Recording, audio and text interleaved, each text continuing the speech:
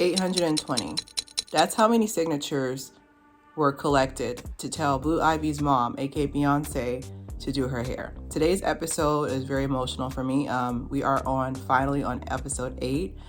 Today's episode is part of our Pretty Privileged series. Today's episode is Rush to Beauty. So Rush to Beauty, what is Rush to Beauty? So Rush to Beauty is basically the reason why cosmetic surgery has increased for so many of our young brothers and sisters. And I know, like I said, I'm going to be telling jokes later in the show, but I want you guys to take this serious. This is literally an epidemic that is so scary. We have people turning 16 and getting nose surgery. We have people turning 18 and being given a facelift, liposuction. Did you guys know, fun fact, surgery, they used to have it where surgery, you're only allowed to do surgery, cosmetic surgery, unless you gave birth or were you over the age of 40. Now it's not even less common. It's actually uncommon for you to turn 21 and you have your original default settings. Okay. But the Blue Ivy one, that one got to me. If you guys remember, there was a big uproar when little Blue Ivy, she's so cute. She's adorable. She's always been adorable. She basically had her natural hair out and they were like, you need to comb it. How dare you have $10,000 weave, Beyonce? And what is this? Come on. But anyways, how you have $10,000 weaves and then your daughter's hair is not combed? And like I said, what's good hair? Because like I said, other looser hair textures, they don't be doing their kids' hair as well. And yet people are still considering a child beautiful. I have examples here of y'all being trifling. I have Paris Hilton's son. You guys bullied him. I have Portia's daughter. She didn't have enough hair, parentheses, so that she got micros. I don't know. I just feel like, and then so the first topic, it's a lot. So let's break it down. So the first topic we're going to talk about is growing pains. Okay. So growing pains, and no offense to y'all, but I wasn't one of those kids that they were good looking all their life. Some of the features had to take a little bit. Honestly, I feel like my features didn't really come together until I was 25. I feel like they were just kind of floating. It was almost a good looking person, kind of. It was the features were rotating around until they got it together. I feel like they didn't get it together until 27. So growing pains is every baby I see looks like a little baby sweet potato that I want to squish. And I don't know, I've never seen a baby that you could consider it ugly. Kids are so adorable. And then my thing too is this is a big thing. This is a big key. My kid's not supposed to be attractive to you. Okay. I'll use my niece as an example. And I remember, her lips were looking dry, dry in the Sahara Desert. And I was like, Mama, you don't want no chapstick? She's like, I don't want none. It doesn't feel good. I was like, wait a minute. You're supposed to have crusty, dusty lips. Stay with me now. This isn't a diss. You're supposed to be dusty. You're a kid. Your hair's supposed to be messy. You've been playing all day. I was like, wait a minute. We get so, I was like, have I brainwashed? I don't even know I was brainwashed. Literally, you got to think about it. I was like, these kids are not supposed to be attractive to you unless you want to talk to the FBI. They're not supposed to be attractive to you. And so what I mean by that is this pressure to have kids be good looking, be attractive towards your eyes. They're not supposed to be good. They're supposed to play, poop, and tell you that they hate you and love you at the same time. That's a kid's job, and to eat you out of house and home. I also feel what's scarier too is just that when you've always been an attractive kid, or when you've always been an attractive kid, or when you've always been a kid that's always got attention for their looks, I feel like you don't really have time to build a personality. I've been told several times that, oh my God, someone who looks like you, why are you funny? Why are you well-rounded? And I'm just because I wasn't always good looking. I had that time to build my personality together, whatever it is. I think I'm weird, but whatever, y'all. Build my personality up, a lot of humility, I've been humbled a lot throughout my lifetime. I'm only 33, but I've lived a life. Okay. And I feel like you need that because that's what builds you to being well-rounded. That's why, the stigma with someone being attractive, that's all they are. Oh, they're good looking, but that doesn't mean they're a good look. So I don't know. I just feel like there's just a lot that pushing your kid to be attractive so young is just so, it works against building an actual personality. Okay. I feel like you really need to be focused on getting those interests and not be focused on your looks. So we're going to go to our psychological state.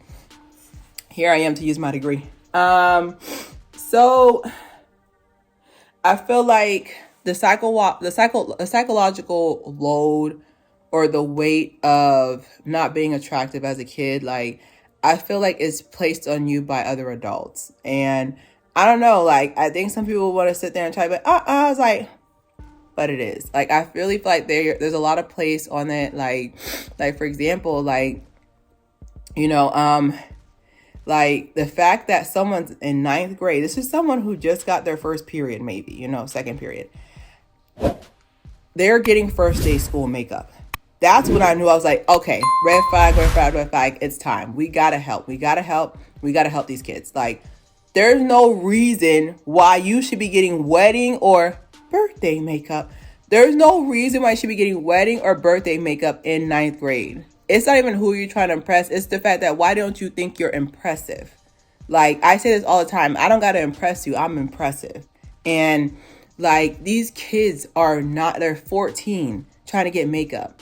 Like, you know, the stories of, you know, them going to the Sephora stores and A, B, and C. Like, I am more impressed by the fact that it's not a trend. They really feel like how they look like naturally is not enough. And I feel like a lot of people, like, they're too busy trying to compete with the next generation than to teach them.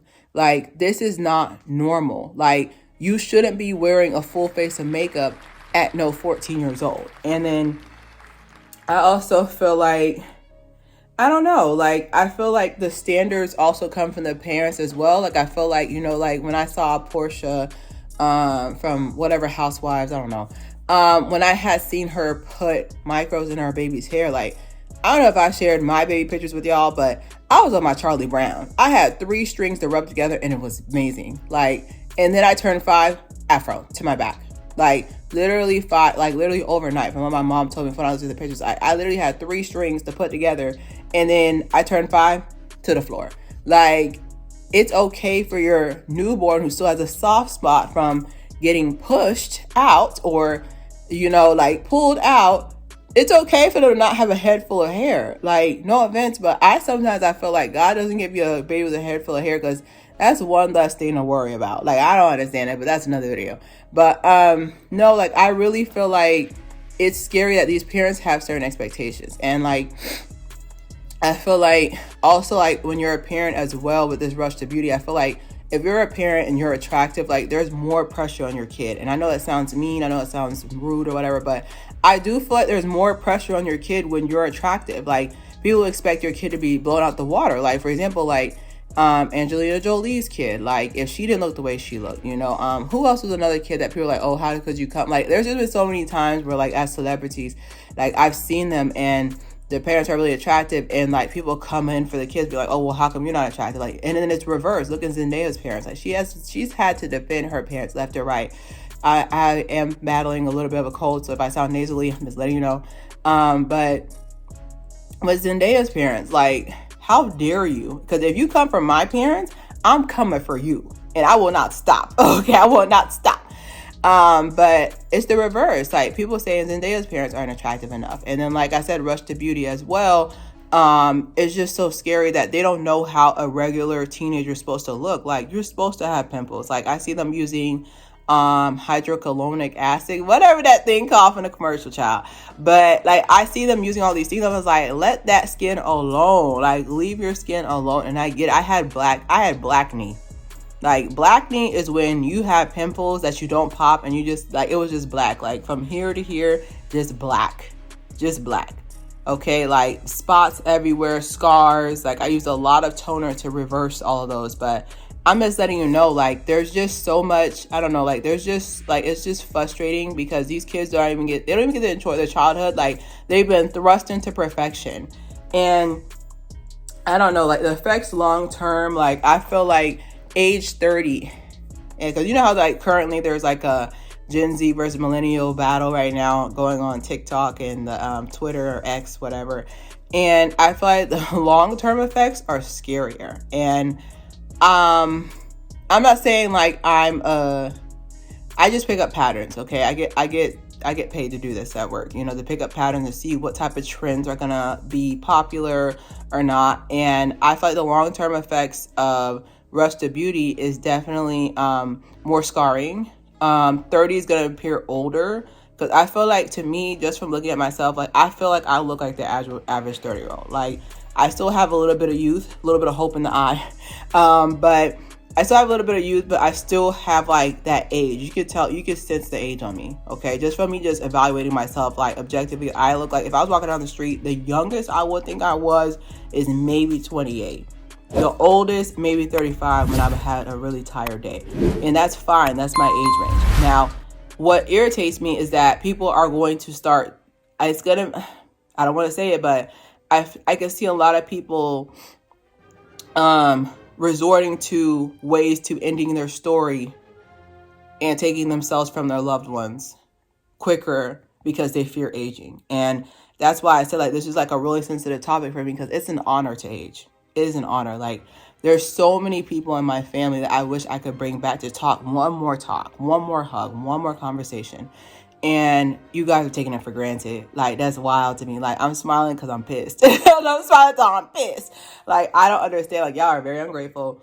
I just feel like there's just going to be more people who's going to that extreme measure. I feel like there's going to be a new version of what is attractive. Like, I feel like there is not going to be an attainable version of attractive, because look what happened. Like, all the BBL basketball surgery, all the BBL girls, now they're trying to be slim now. So everybody who spent money, and like I said, like, don't follow these celebrities can put their body back. These celebrities can put their body back and forth through stuff and afford to do it.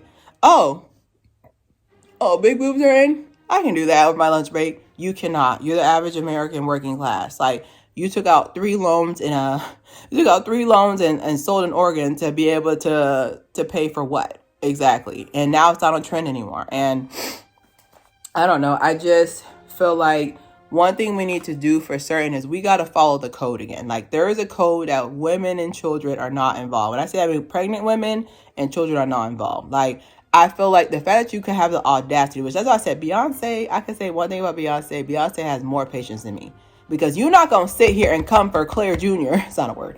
You're not going to sit here and come for my daughter because her hair is not done. Because when I have a kid, I'm not doing her hair either.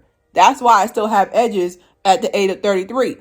Okay? I wish they would come for me. I would literally find all their LinkedIn and have them fight. I'd have those pink slips lined up and make it rain by Tuesday on everybody who signed that petition. But that's just me.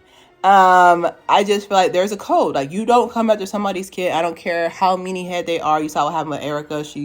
They came after her kid and she got fired.